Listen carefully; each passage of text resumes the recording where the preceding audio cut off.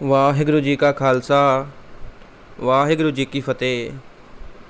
ਤੁਸੀਂ ਵੇਖ ਰਹੇ ਹੋ ਕਥਾ ਗੁਰਬਾਣੀ ਵਿਚਾਰ। ਸੰਗਤ ਜੀ, ਗੁਰੂ ਨਾਨਕ ਪਾਤਸ਼ਾਹ ਦਾ ਬਿਰਤਾਂਤ ਅੱਗੇ ਵਧਾਉਂਦੇ ਹੋਏ ਗੁਰੂ ਨਾਨਕ ਪਾਤਸ਼ਾਹ ਕਰਤਾਰਪੁਰ ਤੋਂ ਜੰਮੂ ਦੇ ਰਸਤੇ ਸ਼੍ਰੀਨਗਰ ਇਲਾਕੇ ਵਿੱਚ ਜਦ ਮਟਨ ਚਸ਼ਮੇ 'ਤੇ ਗਏ ਤਾਂ ਆਪ ਜੀ ਨੇ ਉੱਥੋਂ ਦੇ ਇੱਕ ਬ੍ਰਹਮਦਾਸ ਕਸ਼ਮੀਰੀ ਵਿਦਵਾਨ ਪੰਡਤ ਨੂੰ, ਜੋ ਸਾਲਗ੍ਰਾਮ ਦਾ ਉਪਾਸਕ ਸੀ, ਨਿਰੰਕਾਰ ਦੀ ਉਪਾਸਨਾ ਗ੍ਰਹਿਣ ਕਰਾਈ ਅਤੇ ਇਸ ਇਲਾਕੇ ਦਾ ਉਸ ਨੂੰ ਪ੍ਰਚਾਰਕ ਥਾਪਿਆ। ਇੱਥੇ ਗੁਰੂ ਜੀ ਦੀ ਇਸ ਯਾਦ ਵਿੱਚ ਇੱਕ ਗੁਰਦੁਆਰਾ ਸਾਹਿਬ ਬਣਿਆ ਹੋਇਆ ਹੈ। ਇੱਥੋਂ ਚੱਲ ਕੇ ਗੁਰੂ ਜੀ ਬਦਰੀਨਾਥ ਹੇਮਕੁੰਟ ਦੇ ਰਸਤੇ ਸੁਮੇਰ ਤਥਾ ਕੈਲਾਸ਼ ਪਰਬਤ ਉੱਤੇ ਸਿੱਧ ਮੰਡਲੀ ਦੇ ਅਸਥਾਨ ਮਾਨ ਸਰੋਵਰ ਪਾਸ ਪਹੁੰਚ ਗਏ। ਇੱਥੇ ਸਿੱਧਾਂ ਨਾਲ ਜੋ ਵਾਰਤਾਲਾਪ ਹੋਈ ਉਸ ਨੂੰ ਭਾਈ ਗੁਰਦਾਸ ਜੀ ਦਾ ਵਰਣਨ ਇਸ ਤਰ੍ਹਾਂ ਕਰਦੇ ਹਨ। ਬਾਬੇ ਡਿੱਠੀ ਪਿਰਥਮੀ ਨਵੇਂ ਖੰਡ ਜਿੱਥੇ ਤੱਕ ਆਹੀ, ਫਿਰ ਜਾਂ ਚੜੇ ਸੁਮੇਰ ਪਰ ਸਿੱਧ ਮੰਡਲੀ ਦ੍ਰਿਸ਼ਟੀ ਆਈ। ਚੌਰਾਹੇ ਸਿੱਧ ਗੁਰਖਾਦ ਮਨ ਅੰਦਰ ਗਿਣਤੀ ਵਰਤਾਈ, ਸਿੱਧ ਪੁੱਛਣ ਸੁਣ ਬੋਲਿਆ ਕੌਣ ਸ਼ਕਤ ਤੂੰ ਇੱਥੇ ਲਿਆਈ। ਹਉ ਥਾਪਿਆ ਪਰਮੇਸ਼ਰ ਭਾਓ ਭਗਤ ਸੰਗ ਤਾੜੀ ਲਾਈ, ਆਖਣ ਸਿੱਧ ਸੁਣ ਬਾਲਿਆ ਆਪਨ ਨਾਉ ਤੁਮ ਦੇ ਬਤਾਈ। ਬਾਬਾ ਆਖੇ ਨਾਥ ਜੀ ਨਾਨਕ ਨਾਮ ਜਪੇ ਗਤ ਪਾਈ, ਨੀਚ ਕਹਾਏ ਊਚ ਕਰ ਆਈ।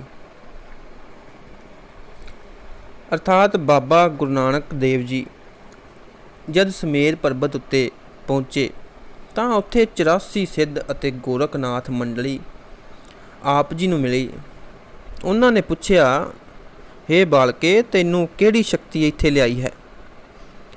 ਗੁਰੂ ਜੀ ਨੇ ਕਿਹਾ, ਮੈਂ ਇੱਕ ਪਰਮੇਸ਼ਰ ਦਾ ਸਿਮਰਨ ਕੀਤਾ ਹੈ ਅਤੇ ਪ੍ਰੇਮਾ ਭਗਤੀ ਨਾਲ ਲਿਵ ਲਾਈ ਹੈ, ਜਿਸ ਦੀ ਸ਼ਕਤੀ ਨਾਲ ਮੈਂ ਇੱਥੇ ਆਇਆ ਹਾਂ। ਫਿਰ ਸਿੱਧਾਂ ਨੇ ਕਿਹਾ, ਹੇ ਬਾਲਕੇ, ਆਪਣਾ ਨਾਮ ਵੀ ਦੱਸ ਦਿਓ। ਗੁਰੂ ਜੀ ਨੇ ਕਿਹਾ, ਮੇਰਾ ਨਾਮ ਨਾਨਕ ਹੈ ਅਤੇ ਮੈਂ ਪਰਮੇਸ਼ਰ ਦਾ ਨਾਮ ਜਪ ਕੇ ਇੱਥੇ ਇਹ ਦਰਜਾ ਪ੍ਰਾਪਤ ਕੀਤਾ ਹੈ। ਆਪਣੇ ਆਪ ਨੂੰ ਨੀਚ ਖਵਾ ਕੇ ਹੀ ਉੱਚੇ ਪਦ ਵਿੱਚ ਆਈਦਾ ਹੈ।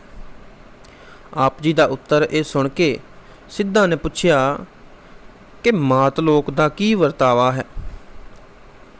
ਗੁਰੂ ਜੀ ਨੇ ਭਾਈ ਗੁਰਦਾਸ ਜੀ ਦੇ ਕਥਨ ਅਨੁਸਾਰ ਇਸ ਤਰ੍ਹਾਂ ਦੱਸਿਆ, ਰਾਜੇ ਪਾਪ ਕਮਾਵਦੇ ਉਲਟੀ ਵਾੜ ਖੇਤ ਕੋ ਖਾਈ, ਪਰਜਾ ਅੰਧੀ ਗਿਆਨ ਬਿਨ ਕੂੜ ਕੁਸਤ ਮੂੰਹ ਅਲਾਈ।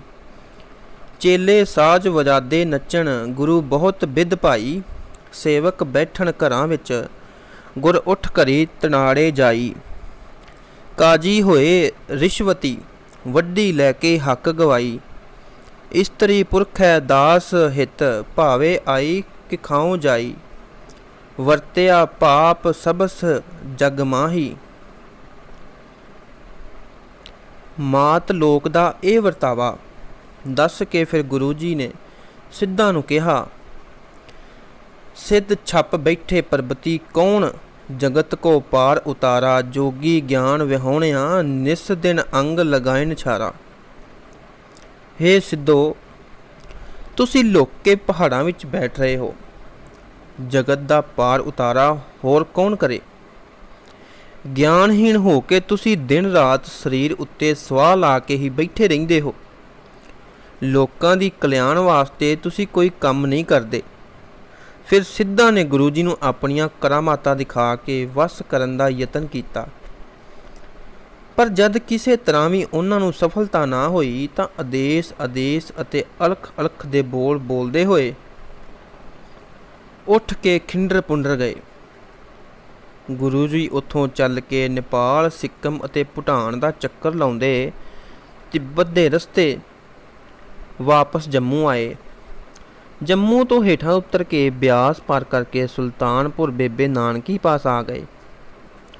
ਆਪ ਜੀ ਨੇ ਇੱਥੇ ਠਹਿਰਨ ਸਮੇਂ ਦੂਜੇ ਦਿਨ ਬੀਬੀ ਨਾਨਕੀ ਜੀ ਅਤੇ ਇੱਕ ਦਿਨ ਉਸ ਤੋਂ ਪਿੱਛੋਂ ਜੈ ਰਾਮ ਜੀ ਚਲਾਣਾ ਕਰ ਗਏ। ਗੁਰੂ ਜੀ ਇਹਨਾਂ ਦਾ ਦਾਹ ਸੰਸਕਾਰ ਕਰਕੇ ਕਰਤਾਰਪੁਰ ਆਪਣੇ ਸਥਾਨ 'ਤੇ ਪਹੁੰਚ ਗਏ। ਇਸ ਤਰ੍ਹਾਂ ਆਪ ਜੀ ਦੀ ਤੀਜੀ ਉਦਾਸੀ ਸਮਾਪਤ ਹੋ ਗਈ ਸੀ। ਉੱਤਰ ਦਿਸ਼ਾ ਦੀ ਯਾਤਰਾ ਸਮਾਪਤ ਕਰਕੇ ਗੁਰੂ ਜੀ ਕੁਝ ਸਮਾਂ ਕਰਤਾਰਪੁਰ ਹੀ ਸੰਗਤਾਂ ਸ਼ਰਧਾਲੂਆਂ ਨੂੰ ਤਾਰਦੇ ਰਹੇ। ਉਸ ਤੋਂ ਉਪਰੰਤ ਪੱਖ ਵਿੱਚ ਆਪ ਜੀ ਨੇ ਆਪਣੀ ਚੌਥੀ ਯਾਤਰਾ ਆਰੰਭ ਕਰ ਦਿੱਤੀ। ਕਰਤਾਰਪੁਰ ਤੋਂ ਆਪ ਜੀ ਤਲਵੰਡੀ ਗਏ ਅਤੇ ਤਲਵੰਡੀ ਤੋਂ ਚੱਲ ਕੇ ਵਿਸਾਖੀ ਦਾ ਮੇਲਾ ਕਟਾਸਰਾ ਜ਼ਿਲ੍ਹਾ ਜੇਹਲਮ ਵਿੱਚ ਜਾ ਕੀਤਾ। ਇੱਥੇ ਮੇਲੇ ਵਿੱਚ ਆਏ ਹੋਏ ਸਨਾਸੀਆਂ ਨੂੰ ਗੁਰੂ ਜੀ ਨੇ ਕਿਹਾ ਕਿ ਜੋ ਲੋਕ ਗ੍ਰਸਤ ਦੇ ਲੱਖਾਂ ਦੁੱਖਾਂ ਤੋਂ ਡਰ ਕੇ ਘਰ-ਬਾਰ ਛੱਡ ਕੇ ਵੈਰਾਗ ਧਾਰਨ ਕਰ ਲੈਂਦੇ ਹਨ, ਉਹ ਮੰਦ ਵੈਰਾਗੀ ਹੁੰਦੇ ਹਨ, ਜਿਸ ਦਾ ਫਲ ਬਹੁਤ ਥੋੜ੍ਹਾ ਹੁੰਦਾ ਹੈ। ਦੂਸਰੇ ਉਹ ਲੋਕ ਜੋ ਪ੍ਰਮਾਤਮਾ ਦੇ ਸਿਮਰਨ ਦੀ ਲਗਨ ਵਿੱਚ ਲੱਗ ਕੇ ਗੁਰੂ ਦੇ ਘਰ ਸਾਰੇ ਸੁੱਖਾਂ ਨੂੰ ਤਿਆਗ ਕੇ ਉਪਰਾਮ ਹੋ ਜਾਂਦੇ ਹਨ, ਉਹ ਸੱਚੇ ਵੈਰਾਗੀ ਹੁੰਦੇ ਹਨ। ਸੰਨਿਆਸੀ ਨੂੰ ਸੱਚਾ ਵੈਰਾਗ ਧਾਰਨ ਕਰਨਾ ਚਾਹੀਦਾ ਹੈ। ਕਟਾਸ ਤੋਂ ਗੁਰੂ ਜੀ ਰੋਹਤਾਸ ਟਿੱਲਾ ਬਾਲ ਗੁੰਦਾਈ ਪਹੁੰਚੇ। ਇੱਥੇ ਕੰਨ ਪਾਟੇ ਜੋਗੀਆਂ ਦਾ ਡੇਰਾ ਸੀ। ਇਸ ਡੇਰੇ ਦਾ ਮੁਖੀ ਜੋਗੀ ਆਪਣੇ ਡੇਰੇ ਆਏ ਸੰਤ ਸਾਧੂ ਅਥਵਾ ਅਤਿਥੀ ਦੀ ਬਸਤਰ ਅਤੇ ਖਾਣ ਪੀਣ ਦੀ ਬਹੁਤ ਸੇਵਾ ਕਰਦਾ ਸੀ। ਆਪ ਬੜਾ ਸਧਾਰਨ ਭੋਜਨ ਖਾਂਦੇ ਅਤੇ ਸਧਾਰਨ ਹੀ ਕੱਪੜਾ ਪਹਿਨਦੇ ਸੀ। ਗੁਰੂ ਜੀ ਇਸ ਕਰਨੀ ਉੱਤੇ ਬਹੁਤ ਪ੍ਰਸੰਨ ਹੋਏ ਅਤੇ ਕਿਹਾ, ਜੋਗੀ ਜੀ, ਸੱਚਾ ਜੋਗੀ ਬਣਨ ਵਾਸਤੇ ਆਪਣੇ ਮਨ ਦੀਆਂ ਵਾਸ਼ਨਾਵਾਂ ਨੂੰ ਰੋਕ ਕੇ ਨਿਰੰਕਾਰ ਦਾ ਸਿਮਰਨ ਕਰਨਾ ਅਤੇ ਆਪਣੀ ਬਿਰਤੀ ਨੂੰ ਉਸ ਨਾਲ ਜੋੜਨਾ ਚਾਹੀਦਾ ਹੈ। ਟਿੱਲੇ ਦੀ ਪਹਾੜੀ ਹੇਠਾਂ ਇੱਕ ਭਗਤੂ ਸਿੱਖ ਬੈਠਾ ਸੀ। ਉਸ ਨੇ ਗੁਰੂ ਜੀ ਪਾਸ ਬੇਨਤੀ ਕੀਤੀ ਕਿ ਇੱਥੇ ਪਾਣੀ ਦੀ ਬੜੀ ਤੰਗੀ ਹੈ, ਆਪ ਕਿਰਪਾ ਕਰੋ ਤਾਂ ਮੇਰੀ ਇਹ ਤੰਗੀ ਸਦਾ ਵਾਸਤੇ ਦੂਰ ਹੋ ਜਾਵੇਗੀ।